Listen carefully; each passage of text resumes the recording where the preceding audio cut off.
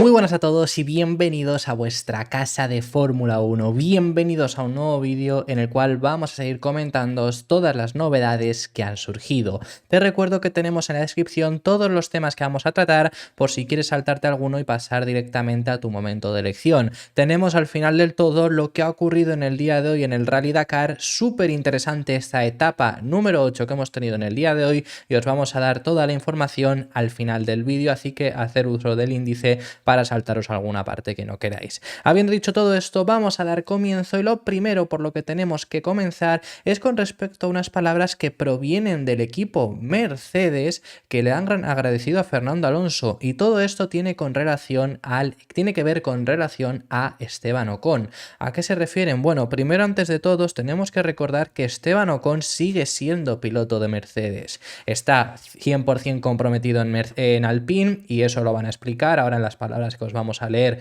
lo van a comentar, pero es un factor a tener muy en cuenta para estas palabras porque desde el equipo Mercedes agradecen a Fernando Alonso lo que fue capaz de hacer con Esteban Ocon. Es muy importante recordar eso, que Esteban Ocon sigue siendo piloto de Mercedes, formó parte de la academia de pilotos durante su etapa joven y al llegar a Fórmula 1 seguía siendo parte del equipo Mercedes, aunque ahora esté 100% comprometido con Alpine, y le han agradecido lo que fue capaz de hacer con él. ¿Por qué? Bueno, pues ya os hemos contado en muchas ocasiones que Alonso es una persona capaz de al final sacar lo mejor de cualquier persona, porque estás junto a él y por lo tanto tienes que rendir mejor o tienes que rendir mejor de lo que tú puedes para intentar por lo menos estar a su altura. Es lo que hizo junto a Esteban Ocon, el piloto francés que logró ganar incluso el Gran Premio de Hungría de 2021 en la temporada primera que estuvo con Fernando Alonso. Ha conseguido llegar a un nivel superior, consideran desde Mercedes, del que estaba siendo capaz de rendir anteriormente. De no ser por haber compartido equipo con Alonso, creen que no hubiera sido capaz de estar exprimiendo su potencial como es capaz hoy en día. Así que por ese motivo es por lo que se lo agradecen el trabajo que fue capaz de hacer, y ya sabemos a un Esteban Ocon que incluso este año ya ha dicho que va a activar, por así decirlo, el modo guerra, que va a volver a estar estilo 2022, es lo que ha dicho, el año en el que encima Ocon, por muchas circunstancias, completamente, ya lo hemos siempre contado, que al final es que Alonso tuvo muchos abandonos, o si no eran abandonos ni siquiera, simplemente problemas de motor durante ese año que Ocon no tuvo, que Ocon los ha sufrido este año, por ejemplo, justo esos problemas le ha ido a la inversa y este año ha sido él quien las ha tenido y eso le ha perjudicado para quedar por detrás de su compañero de equipo, de Gasly. Pero en 2022 fue condicionante esos problemas de motor que tuvo Alonso para que Ocon quedase por delante, pero lo hizo, consiguió superarle en los 2 años que han estado juntos. Uno lo ganó Alonso, otro lo ganó Esteban Ocon, y eso es lo que comentan, ¿no? De que fue capaz de sacar algo más de Ocon, llegar a un nivel superior al que el propio francés estaba consiguiendo alcanzar. Todo esto es una explicación que ha dado Gwen Largue, el jefe de programa de jóvenes pilotos de Mercedes, en unas palabras que lo que dice es lo siguiente: siendo sinceros, sus 2 años con Alonso de compañero, lo que hizo Esteban fue bastante sólido. No estamos hablando siempre de ganar o subir al podio, pero su trabajo fue muy bueno. Creo que Fernando le llevó a un límite que no conocía y sigue a día de hoy mejorando. Además explica lo que os hemos comentado anteriormente, que sigue ligado a Mercedes, en unas palabras que lo que dice es lo siguiente: Esteban sigue estando muy ligado al equipo. Es un piloto de Alpine y está comprometido con ellos en su totalidad, pero seguimos gestionando su carrera. Solo hay 20 asientos en Fórmula 1 y estamos colaborando por los mejores intereses en este deporte. Nuestra relación con Alpine es muy buena, al igual que con el resto de equipos, y tratamos de encontrar la mejor solución para el equipo y piloto. Esto además recordamos que recientemente Mick Schumacher va a correr con Alpine también, en este caso en el WEC, mientras sigue compaginando sus labores como tercer piloto de Mercedes. La relación entre Mercedes y Alpine es buena y ahora mismo Esteban Ocon está, sigue formando parte, sigue gestionando su carrera Mercedes, aunque está 100% comprometido con Alpine, aunque recordemos que su contrato finaliza este año. Veremos qué es lo que ocurre la próxima temporada con él, pero recalar en Mercedes es prácticamente, por no decir imposible, porque sus dos pilotos tienen contrato no solo para este año, para 2024, sino también para 2025. Vamos a pasar de tema, aunque tenemos que seguir hablando sobre Mercedes y ahora nos vamos a detener sobre ellos, pero antes brevemente os tenemos que enseñar un vídeo que ha publicado Aston Martin. Me ha parecido muy bueno, así que os lo vamos a poner. En él Lo interesante además también, bueno, es un vídeo de presentación de la MR24 y me ha parecido muy interesante específicamente porque utilizan la voz de Fernando Alonso. Escuchadlo, está en inglés, pero es el propio Fernando Alonso quien narra el vídeo.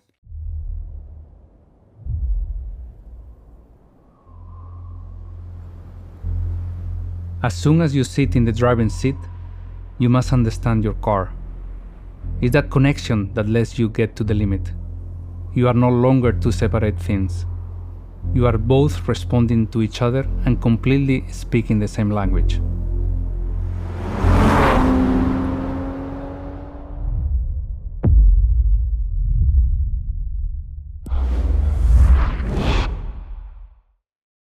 Aquí, bueno, repetimos, seguimos incidiendo en lo que hemos dicho en alguna que otra ocasión, que la verdad que le están dando bastante bola a la MR24 y oye, una cosa es transmitir que, bueno, las sensaciones son positivas o que vas a mejorar, que es lo normal, y otra cosa es incidir tanto. Me está resultando muy similar a lo que ocurrió el año pasado. Veremos si ocurre lo mismo que el año pasado en las primeras citas, por lo menos, del calendario. Pasando de tema, pero como digo, seguimos en el equipo Mercedes. Al final del todo no va a dimitir, no se va a marchar Toto Wolff de su puesto. Durante unos días se rumoreó bastante la posibilidad de que fuese a dejar el equipo Mercedes, esto porque al final del año concluía su contrato. Al final no va a ocurrir y ha renovado con los de Brackley por 3 años más. Lo que ha dicho es que no se va a ir a ningún lado y lo más importante específicamente de su contrato, se hablaba mucho sobre la posible salida de Toto Wolff, más allá de porque su contrato finalice, porque los resultados no están siendo los esperados y si este año no daban un paso hacia la dirección correcta, podían prescindir de él desde Mercedes. Pero en su contrato, en la renovación de 3 años más que ha firmado, no incluye ninguna cláusula de rendimiento, es decir, que el rendimiento no determinará si Wolff sigue o no. ¿Qué lo va a determinar? Bueno, pues parece que lo va a determinar él mismo. Además, coge más importancia aún esto sabiendo que, bueno, él tiene su renovación, pero es que él es accionista del propio equipo Mercedes de Fórmula 1. Es más, si no recuerdo mal, creo que tiene 1/3 de todo el equipo Mercedes. Tiene 1/3 él, tiene 1/3 Ineos y tiene 1/3 Mercedes. Si no recuerdo mal, que así estaba distribuido el equipo. O sea que fijaros la importancia que tiene el propio Toto Wolff dentro del equipo en sí, en la estructura. Depende del mismo no solo por eso, sino por lo que él ha dicho es que no va a seguir siendo el jefe del equipo Mercedes si cree que puede haber alguien que lo haga mejor. No se va a aferrar al puesto si le pueden estar haciendo a alguien mejor. Sus palabras textuales donde explica esto es lo siguiente: no voy a intentar aferrarme a un puesto que creo que alguien va a hacer mejor que yo. Me aseguro de tener gente a mi alrededor que pueda decir lo contrario. Al final decidimos los tres. Hagámoslo otra vez. Es lo que decidieron y por eso al final ha acabado renovando con Mercedes. Lo más importante es esa cláusula de que no dependerá su continuidad de que consiga rendir bien o mal. Lo importante, él también ha hablado al respecto sobre esto, por qué continúa en el equipo Mercedes, por qué renueva, que hombre, a ver, es algo lógico, ¿no? Pero ¿por qué decide renovar? ¿Por qué quiere continuar? Ya ha tenido una etapa exitosa en Fórmula 1, no solo ha estado en el equipo Mercedes, por ejemplo, venía de Williams. ¿Y por qué no decide tomar otro rumbo? ¿Por qué no cambiar de forma de dirigir ahora mismo? Se hablaba mucho y lo comentamos aquí, uno de los rumores que había era que quizá tenía la intención de convertirse en lo que hoy en día es Stefano Domenicali, ser el CEO de la Fórmula 1. ¿Por qué eso no ha acabado ocurriendo? Bueno, pues he explicado varias cosas, básicamente, sobre todo la frase célebre, ¿no? La frase titular que dice: me quiero quedar porque quiero ganar a Red Bull con Hamilton.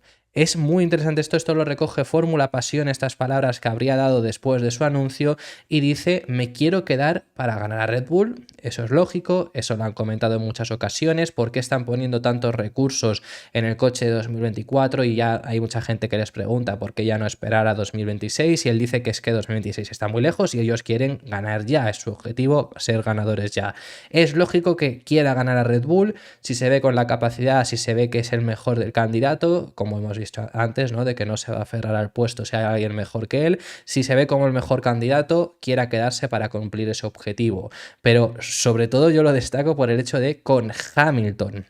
Que digo, tienes dos pilotos también y no es la situación de cuando estaba Hamilton y Bottas, que Bottas lo tenía claramente, sabía qué es lo que pasaba ahí dentro, pero que ahora te merece también la pena hacer crecer a Russell dentro del equipo. Pero bueno, me ha parecido, si es lógico lo que dice, Russell también lo entiende y es simplemente quería destacarlo, ¿no? De que hoy en día ya no es la situación que había con Hamilton y con Bottas, hoy en día hay un piloto que está irrumpiendo y que está llamado a ser quien lidere ese equipo cuando Hamilton ya no esté, y te podría salir bien no decirlo tan a la ligera el quiero ganar con Hamilton, pero bueno, eso es lo que llega a comentar. Luego además sigue diciendo Toto Wolff lo siguiente: quienes han pilotado en el simulador nos han dicho que el coche de 2024 no se parece al coche de los 2 últimos años. Aquí deciros que faltaría más que se parezca con el cambio de concepto, pero bueno, que es algo que ha sido usual también en alguna ocasión, de cambiar completamente el coche y que la sensación sea similar a la de anterior. Entonces, bueno, está bien que no sea similar porque había muchas quejas de los dos pilotos. Esto tampoco nos indica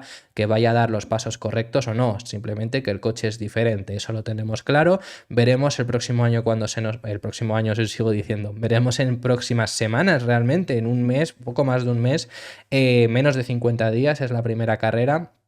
Veremos qué tal rinde W15, del que hay depositadas muchas esperanzas. Y ya para finalizar, lo último que decía es que él confía plenamente en que si a Hamilton le dan el coche para pelear, tiene seguro que van a poder luchar por el título con Lewis. Así que bueno, esa era la explicación que daba en este sentido Toto Wolff. Vamos a pasar de tema y me ha parecido muy interesante estas palabras porque Bernie Ecclestone, quien tuvo los derechos de la Fórmula 1 hace escasos años hasta venderlos a Liberty Media, una persona muy importante y que ha estado muchos años siendo aún más importante en el mundo de la Fórmula 1, ha hablado acerca de la destitución de Gunther Steiner, que ya sabemos, ya os lo hemos contado, que recientemente Haas ha decidido no continuar con el italiano.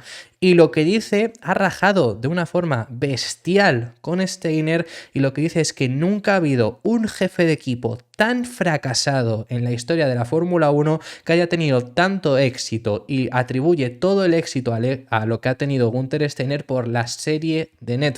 De no ser por esa serie, no habría tenido nada del éxito, y recalca Ecclestone que eso, si él siguiese todavía en la Fórmula 1, no hubiera ocurrido.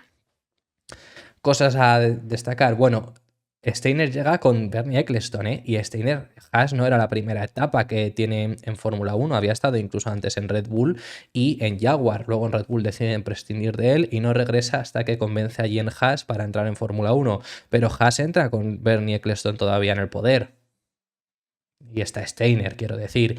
Luego, más allá de ahí, sí que es verdad que Steiner, todo el éxito que ha tenido recientemente es puramente por ser el protagonista prácticamente de la serie Drive to Survive de Netflix. Pero bueno, yo creo que estas palabras que dice, la verdad que son un poco fuertes. Puede tener cierta razón, pero me parecen fuertes. Sus palabras textuales son las siguientes: nunca ha habido un jefe de equipo tan fracasado que aún así se convirtiera en una superestrella gracias a una serie estadounidense. En mis tiempos, cuando solo contaba el rendimiento, eso nunca ocurriría. Luego, además de esto, también Franz Tost ha hablado acerca de esto, y os lo traigo un poco por contraposición, por no ser de una forma tan fuerte, que Tost también llega incluso un poco a criticarlo, pero lo que dice es: con Gunther siempre me llevé bien, tanto personal como profesionalmente, pero la presión en la Fórmula 1 es brutal, y si el desarrollo de los coches a mitad de temporada no funciona, la gente busca a alguien que culpar.